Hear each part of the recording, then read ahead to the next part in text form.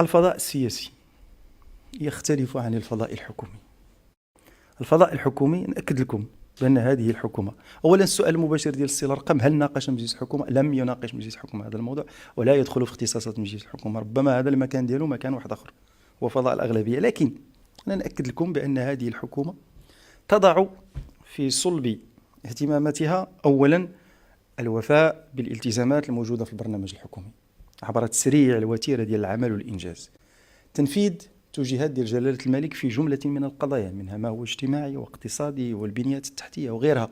كنشوفوا هذا المجهود ديال الحكومة الآن يظهر على مستوى المدن، خاصة المدن والبنيات التحتية الكبيرة جدا التي تؤهل بلدنا لكي يكون في مختلف المواعيد، على مستوى البنية التحتية المرتبطة بالماء الصالح للشرب، على مستوى البنيات المرتبطة بالسقي إلى غيرها، لمواجهة هذه التحديات اللي ما بقيناش عرفنا متى سوف تنتهي، اللي مرتبطة بالتغييرات المناخية. هناك مجهود وعمل كبير تقوم به هذه الحكومة. لذلك العمل ديال الحكومة أؤكد لكم بأنه عمل منسجم يشتغل في هذا الإطار تحت توجيهات جلالة الملك وبإشراف مباشر للسيد رئيس الحكومة وبتعاون وبتماسك لمختلف هذه الفعاليات السياسية التي تشكل الحكومة. الفضاء السياسي ما يمكنش نمارسوا عليه واحد الوصاية، هذا فضاء سياسي فيه تقديرات تبقى سياسية ولا تعبر عن المواقف الرسمية للأحزاب التي ينتمي إليها كل هؤلاء المناضلين. شكرا لكم.